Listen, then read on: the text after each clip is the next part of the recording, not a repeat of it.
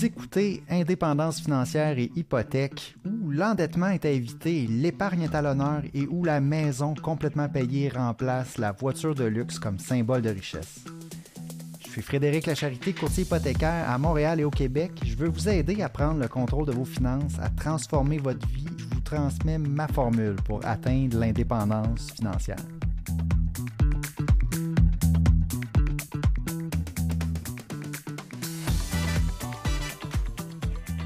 L'épisode cette semaine, c'est une entrevue avec Anthony Tran. Peut-être que vous le connaissez déjà. Anthony Tran a une chaîne sur TikTok avec presque 300 000 abonnés. Anthony est jeune, 24 ans, et puis j'aime beaucoup son style. Il fait des vidéos depuis qu'il a 12 ans, puis maintenant il a du succès avec son agence qui fait la promotion de publicité à travers son audience sur TikTok. J'ai entendu parler de Anthony en entrevue sur un podcast avec Pierre-Yves McSween, puis j'étais en train de faire mon jogging, puis j'entendais cette entrevue-là, j'écoutais ça.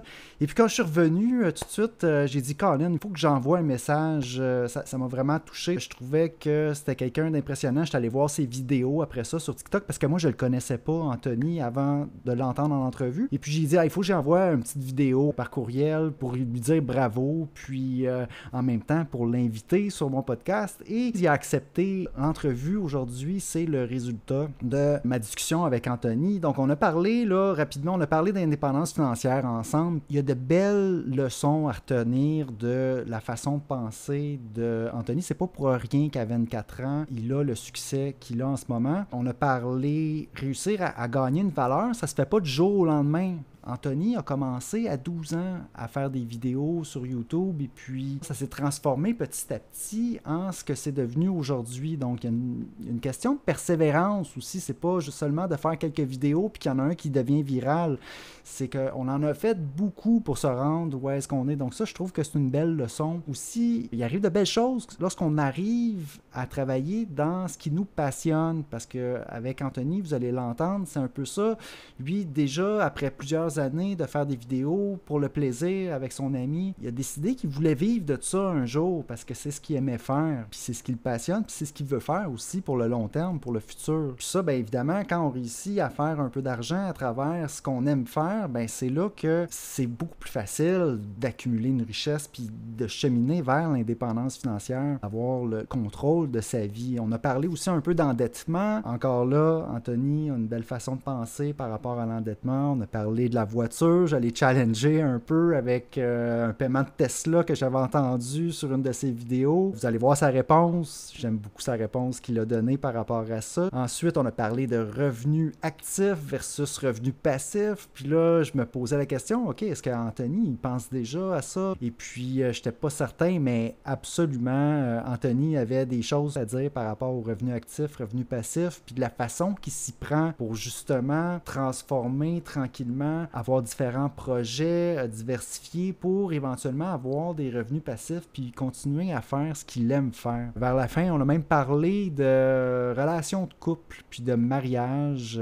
Bref, il y a beaucoup de maturité dans ce que j'ai entendu de ma discussion avec Anthony. Donc, sur ce, je vous fais jouer l'entrevue. Merci. OK, je suis avec Anthony Tran. Salut Anthony, bienvenue sur le podcast Indépendance financière et hypothèque. Comment vas-tu? Salut Frédéric, ça va super bien et merci pour l'invitation. Je suis super content d'être ici aujourd'hui. Excellent. Anthony, j'ai invité quelques personnes sur le podcast jusqu'à date. Mon angle, c'est que je veux arriver avec l'expérience donc de la personne, puis des conseils sur comment atteindre l'indépendance financière. Puis là, ton parcours est pas typique, est pas comme le mien du tout. C'est-à-dire, tu sais, moi, j'ai eu une job 9 à 5, j'ai fait un bac en informatique, puis j'ai travaillé 20 ans à salaire 9 à 5. Éventuellement, c'est ça, j'ai accumulé des actifs, puis j'ai décidé de faire un changement de carrière pour aller vers l'entrepreneuriat plus tard. Là, toi, tu es entrepreneur, créateur de contenu, c'est un autre monde complètement différent. Pas mal plus jeune aussi que les personnes avec qui je vais demander d'habitude là, leur cheminement, comment ils ont fait pour se rendre à l'indépendance financière. Donc, j'ai préparé une liste de questions. Donc, ma première question, c'est, tu fais un travail relativement nouveau pour beaucoup de gens, là, créateur de contenu, on s'entend. Quand j'avais 24 ans, je pense pas que ça existait là, ou en tout cas pas de cette façon-là comme on l'a aujourd'hui. Donc, peux-tu expliquer donc ce que tu fais comme travail? Absolument, absolument. Ben, en fait, créateur de contenu, si on revient à la base, c'est au terme, là, c'est création de contenu. Contenu, ben, ça peut être plusieurs formes, vidéo, photo, peinture, I guess. Mais pour moi, c'est vraiment de la création de contenu vidéo. Donc, ce que je fais, c'est de poster différentes vidéos sur les réseaux sociaux. En ce moment, je suis plus présent sur TikTok, Instagram. Je vais essayer de développer plus YouTube dans le futur. Ben, dans mon quotidien, en fait, c'est de créer des concepts, créer des idées de vidéos qui me sont authentiques à moi, qui me sont personnelles, on pourrait dire. Et ou sinon, faire des vidéos, des idées que j'ai toujours voulu faire. Fait que ce soit des challenges, que ce soit des vidéos que moi-même, je regarderais, puis que j'ai grandi avec aussi. Fait que c'est de pouvoir partager simplement autant mes passions, mes intérêts, mais du divertissement aussi pour le monde qui me regarde. Fait qu'à la base, c'est ça la création de contenu. Là, évidemment, il y a différentes manières de pouvoir en faire une carrière parce que c'est pas tout le monde qui poste des vidéos sur Internet qui en font une carrière. Fait que pour moi, c'est beaucoup de partenariats avec des marques. Pour l'expliquer rapidement, le business model, comment ça fonctionne, c'est vraiment comme la télé, les journaux, les médias traditionnels. Eux, ils ont bâti une audience, par exemple TVA, ils ont bâti une audience à travers leurs nouvelles, à travers leurs émissions. Ben, cette audience-là, ils vont la monétiser soit en payant un abonnement, mais plus maintenant, ils vont payer, en fait, des compagnies vont payer de la publicité pour afficher leurs produits, puis c'est comme ça que ces médias-là, ils font leur argent. Ben, c'est un peu la même manière qu'un créateur de contenu peut le faire à plus petite échelle, mais qui joue un peu tous les rôles, on pourrait dire. Donc, à la base, je pense que ça résume quand même bien le métier de création de contenu.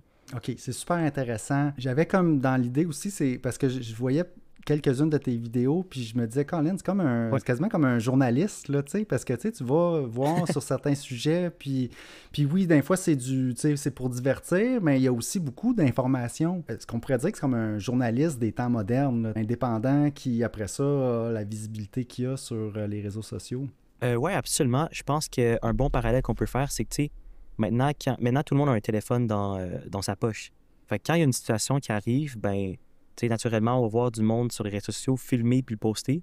Puis des fois même, c'est par après que des journalistes de métier qui vont prendre sur leur plateforme la nouvelle en investiguant un peu plus ou peu importe. Mais à la base, on voit souvent des situations où ces journalistes-là vont utiliser des vidéos, des photos de monde qui ont pris des trucs avec leur téléphone, tu sais. Fait que ça fait en sorte que c'est super accessible. Mais oui, absolument, tu sais, quand le journaliste, je veux pas non plus dire que... Tu sais, pour moi, ça a toujours été de faire des vidéos dans mes intérêts, puis oui, ça reste personnel, c'est ça, ça reste selon notre opinion ou notre perspective, puis nos intérêts, c'est ça. Puis après ça, si ça rejoint quelqu'un, ça se veut pas, parce que je comprends là, qu'il faut faire attention, le journaliste, parce qu'eux, ils ont vraiment comme des critères pour, tu sais, que les faits soient tout ça véridiques, tandis qu'on s'entend quand on crée du contenu pour divertir, on n'est pas là non plus. Là. Je dirais peut-être un parallèle à des chroniques, on pourrait dire. Tu sais, des chroniques, c'est beaucoup d'opinions. Oui. Sur différents sujets. Fait que peut-être que certaines de mes vidéos peuvent avoir un parallèle avec une chronique, je pense. OK. Le parcours qui t'a mené... Parce que là ce qu'il faut savoir aussi, puis qu'on n'a pas dit, c'est que, ben là, présentement, c'est ça, là, toi, il y a peu de gens qui peuvent vivre de la création de contenu comme ça. Toi, tu as un bon following, je pense, sur les différentes plateformes. Tout ça, ça s'est construit avec le temps. Peux-tu nous parler un peu du parcours qui t'a mené jusqu'à aujourd'hui? Oui, absolument. Pour être créateur de contenu, il y a évidemment plein de manières de le faire. Puis il n'y a pas une trajectoire. En fait, je pense qu'il y a infini de trajectoires là, pour tout le monde. Mais pour ma part, ça a été juste, depuis que j'ai, je pense en 2008 ou 2007, c'est là que j'ai comme découvert YouTube à travers... c'est ma tante qui regardait des vidéos sur YouTube, puis elle m'a comme montré la plateforme. Pour moi, j'ai comme grandi avec ce genre de vidéos-là pour consommer, pour du divertissement quand j'étais plus petit, au lieu d'aller à la télé. Avec YouTube, ben, quand je regardais justement différents YouTubers, ben, c'était eux ma télé, puis c'était eux mes modèles. Fait que rapidement après, ben, quand j'avais eu 12 ans, c'est là que moi et mon ami, on voulait faire des vidéos sur le net, sur YouTube, comme on avait vu justement nos plus grands YouTubers favoris le faire. Fait qu'on a essayé de juste prendre une caméra. Dans ce temps-là, mon ami, il avait une caméra, il a eu ça pour sa fête. On a commencé à faire des vidéos, des conneries, là, des niaiseries, des sketchs, peu importe. Puis pour le poster sur les réseaux. Fait que là, on faisait ça quotidiennement, en fait, quelques fois par semaine, par mois, juste pour le fun. J'ai continué à faire ça avec lui jusqu'en 2016 environ. C'est la fin de 2016 que j'ai commencé ma chaîne YouTube qui était plus, on pourrait dire, axé vers les jeux vidéo parce que j'étais vraiment bon à un jeu vidéo en particulier. OK. Puis j'avais remarqué que certains conseils que je donnais pouvaient vraiment aider certaines personnes. Fait que c'est là que j'ai quand même commencé à donner des conseils par rapport à ce jeu vidéo-là sur YouTube. Et c'est là que ça m'a mené à développer une audience de plus de 100 000 personnes après quelques années, bien sûr, sur cette chaîne YouTube-là, OK. pour du gaming, mais qui était une audience beaucoup plus en France. Tu sais, 75% était en France, OK. un autre 5-10% genre en Belgique. Fait que il n'y avait pas beaucoup de Québécois là-dedans, mais une belle audience en France. C'est ensuite en 2021 que j'étais tanné de jouer à ce jeu vidéo-là, puis que je voulais avoir une audience qui était plus rapprochée au Québec. Fait que c'est là que je voyais qu'il y avait une belle opportunité avec TikTok de juste avoir une présence là-dessus. Fait que c'est là que j'ai commencé à poster des vidéos sur YouTube, de plus lifestyle, des trucs qui me rassemblaient un peu plus, mais je postais des clips sur TikTok. Jusqu'à temps que je réalise que sur TikTok, ben, ça performait plus. Il y avait plus de reach avec Ouais. TikTok, puis ça rejoignait les Québécois du monde qui était autour de moi. Oui, Fait que c'est là que je me suis dit, OK, bon, je vais essayer de pousser ça. Puis finalement, c'est ça qui a développé cette carrière-là. parce que j'imagine c'est ça la récompense, hein? C'est quand on crée quelque chose, puis qu'on voit que bon, plusieurs personnes aiment ça, plusieurs personnes le regardent, puis là, ça crée justement des contacts. Donc j'imagine que c'est ça qui me motive à en faire d'autres. Puis, tu sais, parce qu'à ce moment-là, je pense pas que c'était une avenue entrepreneuriale. Là. On était, tu sais, c'est ça, t'étais encore, je pense, encore, t'étais dans l'adolescence peut-être Oui, à ce absolument. moment-là. Mais tu sais, mettons, quand j'avais commencé ma chaîne YouTube, j'avais 16 ans quand j'ai commencé. OK. Cette chaîne YouTube-là, comme officielle, on pourrait dire, là, qui était un peu plus sérieuse, sérieux dans le temps, évidemment. Tu sais, mon rêve, ça a toujours été de vivre de la création de contenu. C'était ça que je m'étais dit. C'est juste que je savais pas comment. Je savais qu'avec YouTube, tu peux être rémunéré. Puis, tu sais, pour donner un exemple, pour donner des chiffres concrets, mes 2 dernières années, c'était mes meilleures années sur YouTube. Donc, en 2019 et 2020, que j'avais fait des années complètes de contenu, c'est là que j'avais 100 000 abonnés, je faisais environ 20 à 30 000 vues par vidéo. J'en faisais 2 par semaine. Puis, mon revenu était environ je pense que c'était genre 16 000 par année. Fait que OK. c'est un bon revenu, tu sais, pour un étudiant Oui. qui n'a pas de dépenses, mais c'est évidemment pas assez pour vivre. Puis avec cette avenue-là, non seulement j'étais tanné de jouer à ce jeu vidéo-là. Est-ce que je peux savoir c'est quoi le jeu? Ouais, c'était Clash Royale. Clash Royale. OK, oui, ça me dit de quoi? Ouais, j'ai déjà vu ça. J'ai pas joué beaucoup à ce jeu-là, mais OK. Exactement, fait que c'était difficile je voyais pas une progression pour pouvoir en vivre. Fait que c'est là qu'il fallait essayer d'autres choses. Puis, ben, dans mon intérêt aussi, j'étais un peu tanné de jouer, là. Fait que c'est là que j'ai versé vers TikTok. OK. Donc, là, tu as dit que j'ai toujours voulu justement vivre. Donc, c'était un rêve de faire ça, dans le fond. Tu sais, parce que là, j'imagine quand tu as commencé la chaîne YouTube, tu avais déjà pas mal d'années derrière toi de côté technique, comment faire une vidéo. Je veux dire, ça, c'est un talent qui s'apprend. Est-ce que c'est long à apprendre comment ou est-ce que la mécanique, c'est pas trop compliqué puis c'est vraiment de savoir, dans le fond, c'est quoi qui est intéressant, c'est quoi qui ne l'est pas? Ouais, je pense que la technique, la mécanique, pour moi, même encore à ce jour, je considère que mon montage est assez basique. Tu sais, je maîtrise bien comme les coupures, les B-roll, fait que les clips qu'on met par-dessus, puis genre le timing, puis tout ça. Ça m'a beaucoup aidé en justement développant ma chaîne YouTube que j'avais faite à travers les années. Je pense qu'est-ce qui est le plus difficile ou qu'est-ce qui est toujours à perfectionner en ce moment, c'est justement trouver des bons sujets, trouver des bonnes idées, Ouais. puis bien l'exécuter. C'est vraiment ça qui... puis bien structurer, tu sais, bien structurer une vidéo, comme, mettons, un producteur de film voudrait bien structurer son film, mais qui est 2 heures de temps, tandis que nous, c'est genre, tu sais, quelques minutes de Ouais. temps. Ouais. Mais je pense que tu sous-estimes un peu la difficulté d'apprendre à monter un vidéo. Peut-être que pour les plus jeunes, c'est comme utiliser Internet, là, parce que quand tu grandis avec ça, c'est pas pareil comme quelqu'un qui a jamais touché à ça. Exactement. Tu sais, moi, j'ai tu sais, mettons, 12 ans de background de filmer puis faire des montages, tout ça, mettons. Ouais. Peut-être plus 7-8 ans, sérieusement. Mais je suis conscient. Mais quand je dis ça, c'est que je sais que si quelqu'un s'y met aujourd'hui, ça ne va pas lui prendre 7 ans avant de pouvoir avoir quelque chose de potable.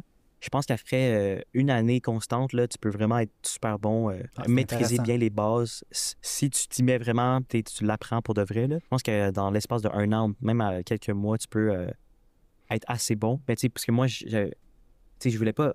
Moi, le montage, j'ai dû l'apprendre parce que je voulais faire des vidéos, mais j'ai pas voulu apprendre le montage parce que c'était une passion, le montage en tant que tel. C'est un outil pour moi. Ouais. Donc, les premiers revenus, ça a été dans le fond au moment de la chaîne YouTube, parce qu'avant ça, on n'était pas vraiment dans le revenu, on n'avait pas 16 ans encore, mais là, déjà à 16 ans, on a commencé à avoir un peu de revenus, on voyait qu'on pouvait vivre de ça, donc ça a quand même pris, c'est ça, quelques années. Absolument, puis les revenus YouTube, comment ça fonctionne, c'est que tu dois avoir le plus de vues que tu as, c'est là que tu génères le plus d'argent, en fait, parce qu'il y a comme un split 45-55 avec YouTube, quand eux, ils passent des pubs dans tes vidéos. Mais pour TikTok, c'est une game totalement différente, tu sais. Pour TikTok, en ce moment, on n'est pas payé pour le nombre de vues qu'on a sur TikTok au Canada. Donc, comment tu veux être payé, c'est en faisant des collaborations avec des partenaires. Ça, c'est majoritairement un business model qui est quand même assez bien. Évidemment, si tu as un produit toi-même, que tu veux faire du marketing avec ça, évidemment. Mais si on parle pour un créateur de contenu, ben c'est vraiment de faire des partenariats avec certaines entreprises. Et ça, pour moi, ça m'a pris, du moment que j'ai commencé TikTok, à avoir mon premier brand deal, ça m'a pris 7 mois. 7 mois avant de pouvoir avoir quelque chose, d'avoir mon premier revenu. Mais c'est parce que je savais comment déjà bâtir une audience puis de l'entretenir. J'ai pris les connaissances de YouTube, je les ai appliquées pour TikTok. C'est ça, il n'y a pas une façon dans TikTok de faire, OK, monetize, puis là, avoir des publicités, puis d'avoir du revenu. C'est pas...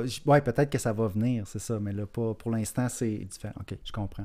Paiement de Tesla. J'avais une question par rapport à ça, parce que j'ai vu justement une vidéo où est-ce que tu poses la question, est-ce que ça vaut la peine changer de Tesla? Dénonçant un peu que oui, OK, la Tesla qui t'offre, c'était... Le paiement peut-être était moins élevé, mais ils ont allongé, dans le fond, la période de paiement. C'est ça. Dans mon émission, je parle souvent des dettes, je parle souvent un peu des finances personnelles, de l'endettement. Il y a plusieurs raisons, les grosses raisons pour qu'on s'endette, là, la voiture, les prêts étudiants, l'hypothèque, évidemment, puis les cartes de crédit, tout ça.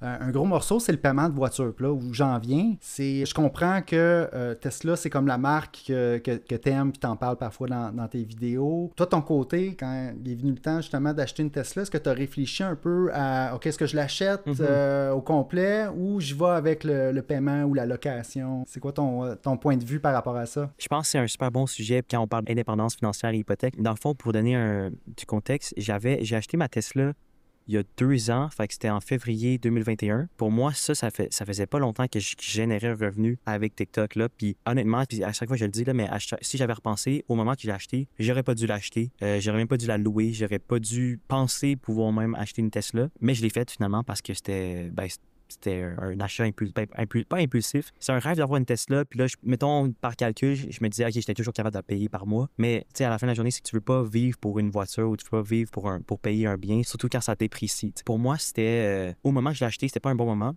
Bon, là, heureusement pour moi, les affaires ont commencé à vraiment bien aller aussi à partir de ce moment-là. Fait que c'était correct, tu sais. Mais, mettons, pour cette vidéo-là qu'on mentionne, là, je voulais en fait dénoncer mon expérience avec ce concessionnaire d'auto-là. C'est comme si le vendeur, il poussait juste la vente, mais à un point qu'il connaissait même pas, en fait, soit qu'il connaissait pas c'était quoi réellement l'impact de ce qu'il disait par rapport à genre, OK, c'est 1000$ par mois, mais c'est 8 ans au lieu de 5 ans, tu sais. Je voulais dénoncer le fait est-ce qu'il était incompétent au point qu'ils veulent mettre un client dans la merde qui comprend pas comment ça fonctionne, ou bien il voulait juste faire sa vente, tu sais. C'est ça que je voulais dénoncer par rapport à ça. Je pense que c'est super bon que tu dénonces cet aspect-là parce que, évidemment, que ça, c'est un truc quand on vend une voiture, de parler juste du paiement et non pas de parler du prix de la voiture au complet. Parce qu'en réalité, la majorité des gens vont aller vers le paiement de voiture, là. Tu sais, la normalité. Puis souvent, même, on y va, on s'achète une voiture, ben oui, c'est normal, je vais toujours avoir un paiement de voiture. J'essaie d'arriver avec l'idée que, ben non, on peut y penser un peu, puis on peut comme essayer de l'acheter au complet, notre voiture, puis ça va nous aider financièrement pour aller vers l'indépendance financière. Mais ça, c'est un truc chez concessionnaires, ils vont parler du paiement, ils parleront pas de la valeur. Mais non, je suis d'accord. Puis, tu sais, mettons, mon mindset présentement, à l'heure actuelle, 2 ans et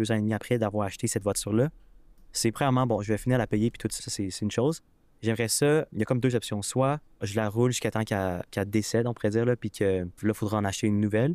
Mais si je veux faire un upgrade à une prochaine voiture, je me suis dit personnellement que, ben c'est ça, j'aimerais ça payer cette voiture-là comme cash pour ne pas avoir des paiements parce que, tu sais, tu t'achètes pas une voiture pour faire un investissement, là. Le cash flow que tu perds avec une voiture, surtout une voiture qui est quand même assez chère, quand tu conduis une voiture, tu veux plus aller en bas. Là. Fait qu'il y a comme toujours cet aspect-là qui est un peu plate dans l'être humain, mais j'imagine qu'on peut se contrôler puis acheter une Honda Civic 2002 pareil. Là, mais... C'est dur d'acheter une Honda Civic 2002 quand tu as conduit une voiture plus récente pendant longtemps. C'est jamais le fun de downgrader. Là. Ça, je te rejoins là-dessus. C'est un peu ça le piège de commencer avec trop cher. Ouais. Exactement. Fait que je me suis dit, je pense que pour le prochain achat, ce serait vraiment de payer ça cash. Et si je le paye cash, ça veut dire que j'ai vraiment réellement les moyens. Je pense qu'il y a comme des règles. Si tu l'as 7 fois dans ton compte de banque, au moins, c'est ça qui dit que tu peux réellement l'acheter. Okay. En ayant ça en tête, ben c'est ça. C'est que les paiements, ça fait en sorte que quelqu'un qui fait 60 000 peut acheter une voiture de 60 000, tu sais.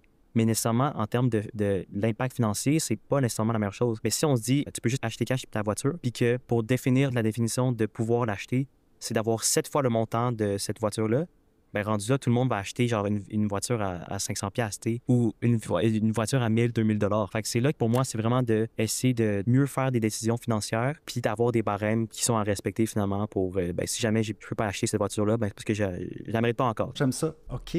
Ben là, on a touché un peu justement à l'indépendance financière. C'est le thème principal de l'émission. Est-ce que donc, début vingtaine, parce que moi, je me rappelle pas début vingtaine si j'y pensais tant que ça à mon indépendance financière.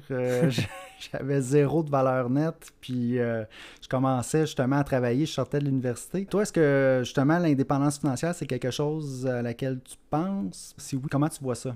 Oui, absolument. Comme je t'avais dit au début, moi, mon but, c'est de vivre de la création de contenu pour tout le restant de ma vie. Puis la réalité des choses, c'est que si je veux me permettre de pouvoir faire des vidéos pour le fun toute ma vie, il faut qu'on atteigne une certaine indépendance financière. Fait que oui, évidemment, mon but, c'est de pouvoir l'atteindre, cette indépendance financière-là. Puis ma définition de l'indépendance financière, c'est de pouvoir vivre toute ta vie avec un confort que toi, tu veux atteindre. Pour certaines personnes, ça peut être 50 000 $ par année. Pour d'autres, ça peut être 100 000. Pour d'autres, ça peut être 500 000. Pour moi, c'est de pouvoir créer, de bâtir quelque chose, que ce soit une entreprise, de l'équité, un parc immobilier, peu importe, assez intéressant pour que, ou une business qui génère des revenus assez intéressants pour que tu puisses juste te backer, on pourrait dire, sortir de tout ça, puis de vivre de ces revenus qui rentrent à chaque mois, année. Passif, OK, parce que quand tu dis reculer de ça, ça veut dire, dans le fond, être capable de se retirer, puis d'avoir nos actifs qui produisent des revenus passifs. Exactement. OK. En ce moment, Élie puis moi, c'est vers ce qu'on travaille à chaque jour, de pouvoir bâtir quelque chose qui peut justement nous donner ces revenus passifs-là. Puis, tu sais, quand je parle de revenu passif, là, c'est pas nécessairement, tu sais, comme on parle, tu sais, le vrai revenu passif qu'on peut avoir, c'est un très, très, très, très gros montant d'argent dans des investissements, puis qu'à un moment donné, tu fais juste de récolter les intérêts, les dividendes, peu importe, des investissements. Fait que là, t'as réellement rien à faire. Mais quand je parle de revenu passif, ben, tu sais, au début, c'est, mettons, avoir une entreprise que tu ne travailles pas physiquement dedans. Ensuite de ça, ben, c'est d'avoir, mais tu dois quand même gérer. Ouais. Ensuite de ça, c'est d'engager quelqu'un qui peut gérer cette entreprise-là pour toi que toi, tu peux juste prendre les grandes décisions.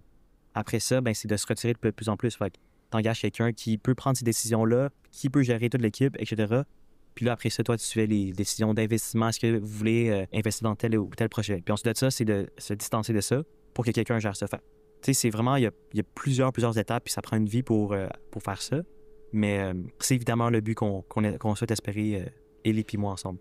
J'aime ça parce que c'est exactement, je pense de la même façon en fait, parce que oui, revenu passif, c'est ça qu'on veut évidemment, pour pouvoir être libre de notre temps, puis faire ce qui nous tient à cœur, suivre nos passions, mais il y a des différents niveaux de revenus passifs, puis là, je t'entends parler, puis là, c'est comme, ben oui, il y a du un peu passif, du moyen passif, du semi, du presque passif. Effectivement, c'est ça, il y a différents niveaux, surtout quand on arrive justement dans l'entrepreneuriat, qu'on a une entreprise ou de l'immobilier, que ce soit de l'immobilier, on peut dire acheter une propriété à revenu.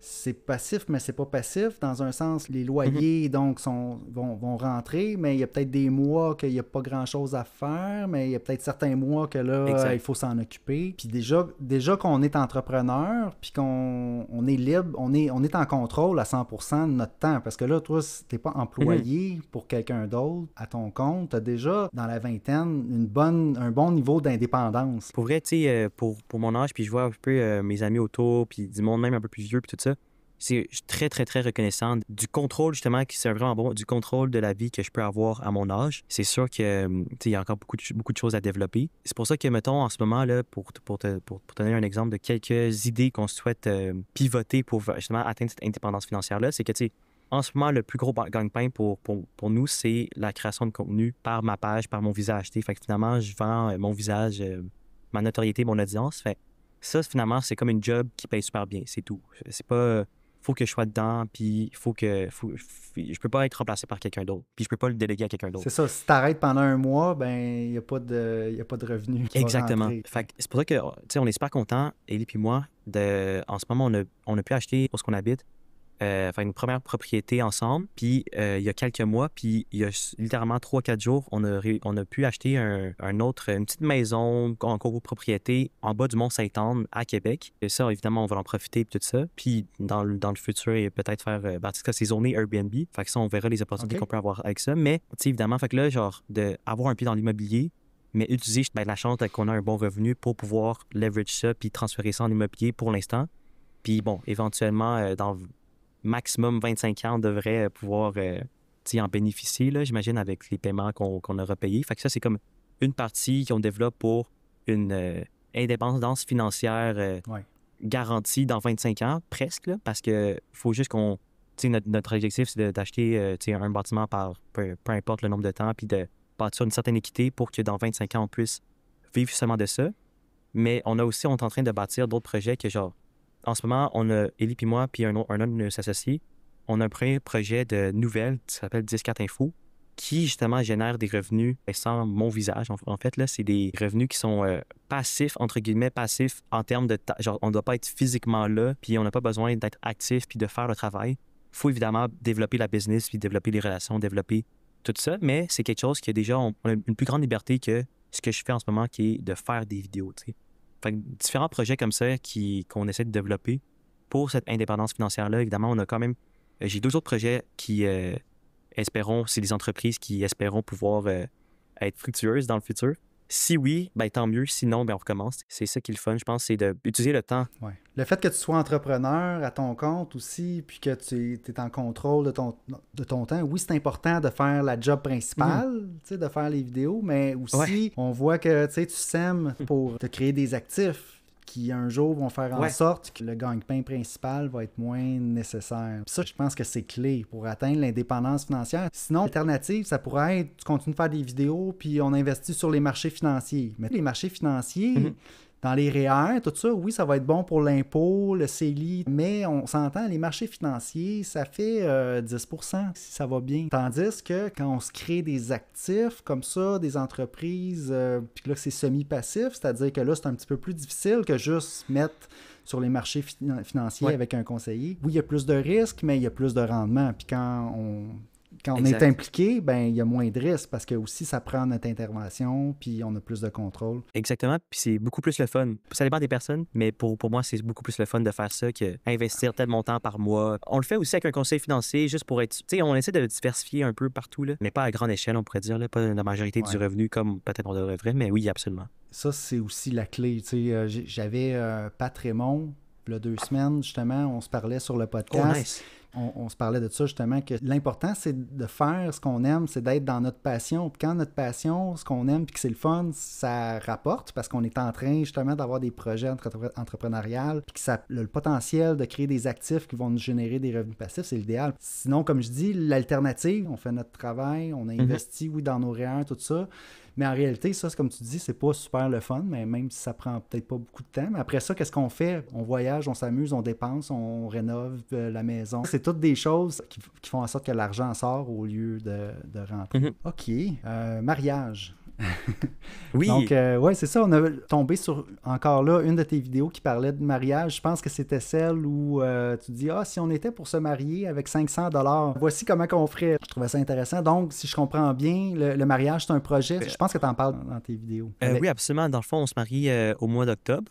OK. C'est un projet qui est très court terme, on pourrait dire ça comme ça. Félicitations. Puis oui, merci beaucoup. C'est vraiment apprécié. Puis je pense que honnêtement, qu'est-ce qui est le fun avec de se marier tout court, là, c'est que, ou du moins d'avoir trouvé la bonne personne avec qui tu te sens confiance pour bâtir une relation, ta vie finalement, là. C'est vraiment cool parce que, tu sais, on devient une équipe finalement. On devient une équipe où non seulement on se supporte puis on travaille ensemble pour les mêmes intérêts dans les projets qu'on a, parce que, tu sais, si un gagne, toute la famille gagne, et vice-versa. Fait que ça, c'est vraiment le fun. Mais non seulement ça, c'est beaucoup plus le fun de En tout cas, pour moi, tu sais, d'avoir trouvé ma personne puis de faire toutes ces choses-là au quotidien. Puis au lieu de devoir appeler ta conjointe, hey, on a réussi à closer ce deal-là, c'est trop le fun. Ben là, tu le vis avec elle, puis elle comprend la même joie que toi. Ben ça, c'est super le fun. En 2024, moi, ma perception, en tout cas, il y a peu de gens maintenant qui se marient. Pour vous, vous auriez pu décider, tu sais, ça va bien, on a une super belle vie. Est-ce qu'il y a quelque chose qui fait en sorte pour dire non, nous autres, on va rendre ça officiel? Ouais, c'est une très, très bonne question de mon côté. Peut-être que c'est sûrement que j'ai une grande influence par ma famille, où tu sais, j'ai grandi avec des parents qui sont mariés, puis là, ça fait 45 ans, ça va faire 45 ans qu'ils sont ensemble depuis ce temps-là. J'ai deux frères, un frère et une sœur aussi qui sont mariés depuis genre, près de 20 ans, non, 15 ans peut-être. Et ma sœur, ça fait près de 10 ans ou 10 ans. Fait que, tu sais, j'ai grandi dans une famille où tu sais, le mariage, c'est très, très, très présent. C'est beaucoup une histoire de famille, ouais. Absolument, absolument. J'ai grandi que j'ai vu les côtés positifs vraiment du mariage, où ce que, tu sais, à la fin de la journée, comme c'est le plus grand commitment, l'engagement que tu peux t'offrir à une personne. C'est aussi ça qui crée, je pense, une réelle alliance entre deux personnes, autant au niveau personnel, professionnel, familial, tu sais, tous les niveaux possibles. Ben, c'est vraiment une alliance officielle. Ellie et moi, on trouve ça super beau, puis on était justement heureusement alignés vers cette idée-là aussi. Tu sais, je sais pas si je réponds à la question réellement, oui, mais... puis c'est super beau. Puis j'ai je pense, la même façon que toi, puis tu l'as très, très bien dit. Seul, on va plus vite, mais à deux, on va plus loin. Peut-être que je sais pas si ça s'applique, ce dicton-là, dans le mariage, mais je pense que oui, là, je pense que ça s'applique dans le couple. Puis ouais, c'est une bonne idée de dire à l'autre comme ça, de façon officielle, que OK, tu sais, pour le meilleur, pour le pire, let's go, on avance ensemble, puis...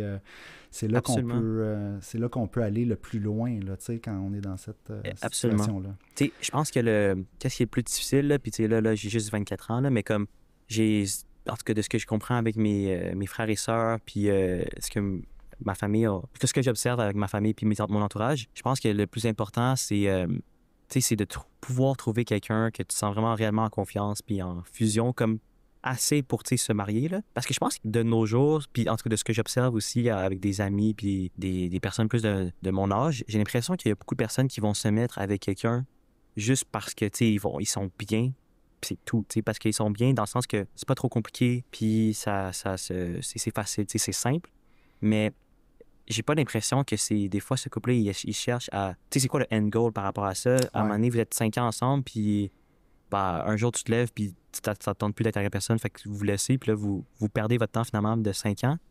Fait que, tu sais, pour moi, ça a toujours été, pas une recherche active, mais je veux dire, ça a été important de non seulement, oui, dater ici et là, mais de justement essayer de trouver cette personne-là que tu puisses bâtir quelque chose avec, puis que, évidemment, cette personne-là, elle soit aussi réceptive pour mener un futur comme ça, comme toi, tu le vois. Fait que, j'ai toujours vu, mettons, les mariages, mes parents, mes frères et sœurs, de pouvoir bâtir quelque chose ensemble, puis de traverser la vie ensemble, finalement. Ça sonne super cheesy, là, mais non, c'est comme ça que je le voyais. Puis, écoute, moi, je repense à quand j'avais 24 ans, puis c'était pas une priorité pour moi de, justement, trouver la personne. Je me disais tout le temps... Ben, c'est ça, c'est correct, ça peut être plus tard, puis c'est pas une priorité, mais... Puis bon, ben maintenant que, là, moi, à 39 ans, j'ai trouvé la conjointe, là, avec qui je veux me marier, puis là, c'est ça, là, ça va faire 5 ans qu'on est ensemble, puis ma vie a changé, là, depuis ce temps-là, puis là, quand j'y repense après, je suis comme Colin, tu sais. Mais écoute, c'est ça. Des fois, ça arrive pas aussi. Ça peut arriver que les choses font en sorte que, coudonc, on se rend compte pas, mais je trouve 100%. Beaucoup de maturité, je trouve. Mais ça, c'est comme tu dis, ça vient de la famille aussi, puis les valeurs. Yes, merci. Ben, tu sais, comme moi, j'ai dit toujours, là, je suis super reconnaissant, là, genre, je suis tellement reconnaissant d'avoir rencontré Elisabeth si jeune, finalement, dans ma vie, parce qu'il y a du monde qui, justement, peuvent pas trouver la personne avec qui voit un futur pour se marier ou peu importe, pour rester à jamais ensemble, pas besoin de se marier, mais juste de rester un partenaire de vie. Puis ça prend longtemps avant de trouver cette personne-là, ou bien ils doivent vivre beaucoup d'expériences avant pour trouver cette personne-là ou se découvrir, tu sais. Puis fait que moi, je me sens très reconnaissant d'avoir trouvé Elisabeth à ce moment-là, ben très, très jeune. Puis en plus de ça, je suis aussi très reconnaissant d'avoir trouvé une passion qui est la création de contenu, puis que je vis dans cette ère que je peux utiliser ces skills-là puis en développer une carrière, tu sais, parce que si j'avais les mêmes intérêts, mais il y a peut-être 30 ans, ça n'aurait pas été possible, évidemment. Ben, bravo, on arrive. Ah non, non, immobilier, on en a parlé aussi. Donc, tu m'as déjà dit que c'est ça, l'immobilier. Écoute, l'immobilier, c'est sûr, qu'il y a une grande partie de la richesse, là, on s'entend, là, partout dans le monde, que c'est lié à l'immobilier. Fait que, évidemment que si quelqu'un qui pense moindrement à son indépendance financière pour le futur va aller vers l'immobilier, ma question, c'est est-ce qu'il y a de l'intérêt de ce côté-là? Mais tu as déjà répondu tantôt. Ah, ouais. Sinon, ben, en terminant, je voudrais vraiment te remercier d'avoir accepté l'invitation puis d'avoir eu cette discussion-là avec moi. Est-ce que, peut-être qu'on peut parler de tes entreprises? Est-ce que tu as quelque chose à vendre que tu aimerais dire aux auditeurs d'indépendance financière et hypothèque? Pour l'instant, ce que j'aimerais pousser le plus, finalement, là, c'est si jamais vous avez une entreprise qui veut avoir de la visibilité en termes de... qui veulent en fait avoir le même effet d'un affichage à la télé, l'affichage publicitaire sur les autoroutes, mais numériquement, ben je suis prêt à discuter des options ensemble, puis tu sais, vous faire profiter de l'audience que moi j'ai créée autant sur ma page, sur les différentes pages qu'on a aussi, qu'on gère. Et si vous voulez voir un fit possible entre ces entreprises-là, ou je veux dire entre ces audiences-là, ben contactez-moi. Agence Tran, hein, c'est ça? Exactement, Agence Tran, ou ben, ça sera contact@agencetran.com pour me contacter, très simplement. Parfait, je vais mettre ça dans les notes de l'émission. Merci beaucoup. encore et puis au plaisir de se reparler. Salut. Yes, absolument, merci à toi pour l'invitation.